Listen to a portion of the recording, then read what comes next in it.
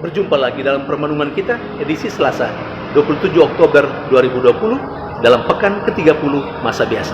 Bacaan-bacaan liturgi yang kita gunakan hari ini, bacaan yang pertama dari surat Rasul Paulus kepada jemaat di Efesus bab 5 ayat 21 sampai 33 dan bacaan Injil dari Injil Lukas bab 13 ayat 18 sampai dengan 21.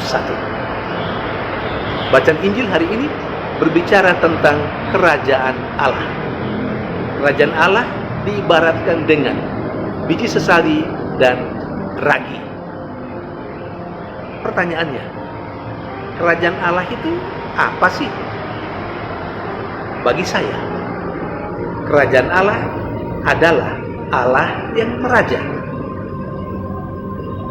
Allah bisa meraja dalam diri siapapun. Allah juga bisa meraja di dalam apapun. Pertanyaan berikut, apa ciri bahwa Allah sedang meraja di dalam diri seseorang atau di dalam sesuatu? Saudari dan saudara yang terkasih, ciri bahwa Allah sedang meraja dalam diri seseorang dan di dalam sesuatu itu diibaratkan dengan biji sesali dan ragi. Kita tahu biji sesali dan kita tahu ragi. Sekurang-kurangnya kita pernah mendengar tentang itu. Biji sesali adalah benih yang paling kecil. Tapi kalau benih yang paling kecil itu kemudian ditaburkan, ditanam, akan bertumbuh dan berkembang menjadi pohon. Bahkan burung-burung pun bersarang pada ranting-rantingnya. Demikian juga dengan ragi. Ragi itu biasanya dicampur dalam tepung, diaduk, kemudian mengembang, yang pada akhirnya menjadi roti yang bisa dinikmati. Saudari dan saudara yang terkasih, saya dan Anda adalah orang-orang yang menjadi tempat di mana Allah bisa meraja. Apapun,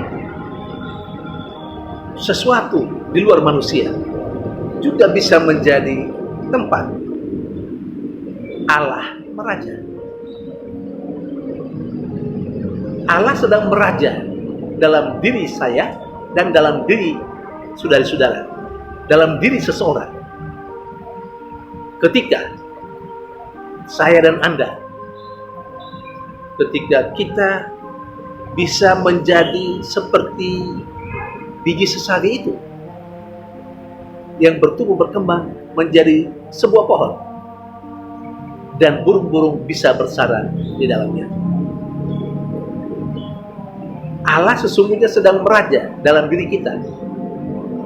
Kalau kita bisa menjadikan diri kita tempat saudari-saudara kita, sesama kita, melihat kita sebagai tempat dia berlindung, sebagai tempat dia berteduh, sebagai tempat dia bisa mencurahkan seluruh isi hatinya, keluh kesahnya. Allah sedang meraja dalam diri kita ketika kita menjadikan diri kita menjadi tempat siapapun boleh ada. Demikian juga Allah sedang merajai kita ketika kita dalam kehidupan sehari-hari bersama dengan orang lain. Kita menciptakan kesempatan di mana orang lain bisa bertumbuh dan berkembang menjadi diri mereka sendiri. Ketika orang lain bisa bertumbuh dan berkembang menjadi orang-orang yang lebih berhasil, yang lebih baik dari hari ke hari.